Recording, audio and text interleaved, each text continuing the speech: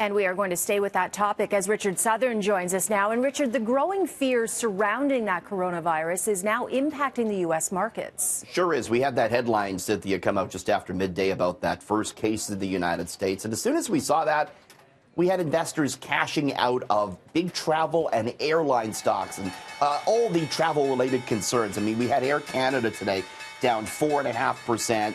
We had the big U.S. airlines hit as well. United and Delta both falling 5% or so. Royal Caribbean Cruises does a lot of its business now in China, down 4.5%. Then there's the big hotel groups, Marriott taking a hit. Wynn Resorts, very much tied to the casino business, relying heavily on Chinese tourism. That was down 7%. To the upside, Novavax, big U.S. maker of vaccines, surging 52% on Wall Street.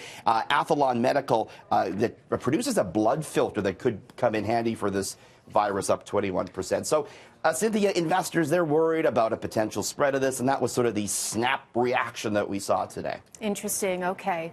Now we're going to switch topics, Richard, to one of the world's most popular coffee chains taking steps to cut its carbon footprint. And this is interesting because didn't Apple make a similar announcement last week? I think all big companies feel the pressure to do this. Big Maybe fund that's managers. the way of the future, right? The change that we need. It is. There's a lot of people now that won't invest in a company unless it has, an environmental plan in place. Today it was Starbucks, Cynthia, world's largest coffee chain, that says it's going to push its customers to ditch dairy for alternative milks to cut down on its carbon footprint. Oh, interesting. Because, they say, Sin, Starbucks says that dairy products are its biggest source of carbon dioxide emissions.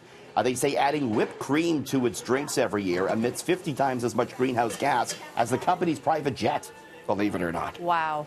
And so Very Starbucks, it says they're planning to cut their carbon footprint by 50% over the next 10 years. So they're not going to use milk. They're going to use other like soy and coconut milk? I think regular milk will still be an option, but again, they're going to say, listen, choose the oat milk instead. It's better for the environment. Okay. Which, why not? It's better for you, too, I think. Why not? All right. Now, do you remember BiWay? Because I actually don't. And it's coming, the retail brand is making a comeback. I'm having a great time talking about this on 680 today because, I remember BiWay. They were very much a discount retailer. And we're looking at an old BiWay commercial here. They actually had 250 stores across Canada. There's the famous BiWay bag.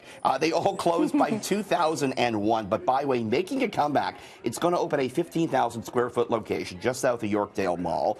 And it's going to have a $10 concept where nothing will be more than $10 in this new BiWay store. So it's like a 10-time dollar store. Yeah, that's kind of what they always were, a lot of discount stuff, but still with some brand names. What other big defunct retailers from the past might we remember, Cynthia? How about Bargain Harold's? Oh, I remember that. I do. And the last Zellers just closed, right? Correct. Zellers is done. What about Consumers Distributing? Remember those catalogs? Remember that. I mean, those were before my shopping days. We like nicer things nowadays, Cynthia, but there you go. Some nostalgia for you.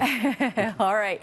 Now something current. You have the latest on gas prices, Richard. Yeah, no change. It's going to hold steady tonight. Cynthia, stay tuned. We're back just after 6:30. The World Economic Forum is on in Davos, and there was a very unusual fashion statement made today. We're going to show you that coming up. All right. Thanks very much. We'll talk to you again in the next hour. Thanks, Cynthia.